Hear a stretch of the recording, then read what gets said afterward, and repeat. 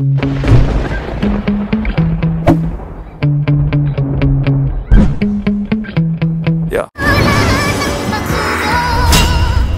Hindi na nga nakatiis si Fidel at isinama niya na sina Sisa at Clay sa kanyang tindahan upang gamutin si Sisa sa kanyang mga sugat. Ngunit sa panahong yun ay wala pang yelo na siyang magpapagaling kay Sisa, kaya naman nagawa na ng paraan ni Fidel na siya namang ipinagpapasalamat ni Clay. Tinanong naman ni Fidel si Clay kung nais ba nitong ipagbigay alam kay Ibarra ang nangyari kay Sisa at ginawa nitong pagtulong. Ngunit sinabi naman ni Clay na wag na umano dahil ayaw nitong madamay, at nang nakatulog na nga si Sisa ay sinabi ni Clay dito na alam niyang magiging hobby nito ang paglalakad at sana'y magpahinga na muna ito dahil sino na lang daw ang mag-aalaga dito pag wala na siya. Kaya naman ang narinig ito ni Fidel ay agad niyang tinanong si Clay kung saan ito pupunta. Ngunit nilis na lamang ni Clay ang kanilang pag-uusap. Di na nga nagtagal ay nagising na si Sisa, kaya kinumusta ni Clay kung may nararamdaman pa ba ito at kung may masakit ba sa kanya. Sagot naman ni Sisa na maraming masakit at dito niya na nga sinimulang saktan ang kanyang sarili dahil sa mga nangyari.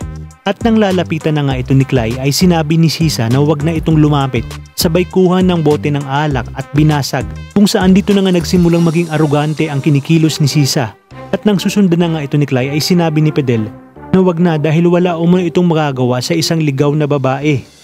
Sa kabilang banda, sa pag-iisa ni Ibarra ay siya naman pagdating niya na Fidel na kasama si Clay, kaya tinanong ni Ibarra kung saan sila galing.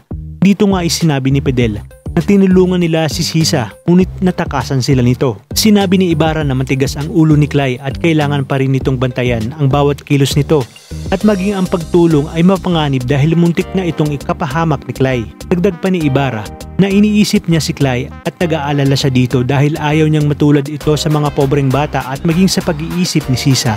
Ngunit kung nais umano ni Clay, nabigyan siya ng sakit ng ulo at gusto nitong pabayaan ng kanyang sarili, mawala at umalis kung kailan nito gusto, ay siguro hindi na dapat itong pumunta sa kanyang poder. Kaya naman dito na sinabi ni Clay na wag umanong mag-alala si Ibarra dahil mag-intay lang ito at hindi na nito kinakailangan alalahanin pa siya na siya namang ipinagtaka ni Ibarra. Kinabukasan nga ay dumating na ang araw ng dugong buwan at agad na nagtungo si Clay sa kampana ng simbahan. Ngunit isang nakakasilaw na liwanag ang kanyang nakita bago pa man ito gawin ang orasyon sa portal kung saan ang tanging daan para siya nga ay makabalik sa kasalukuyang panahon.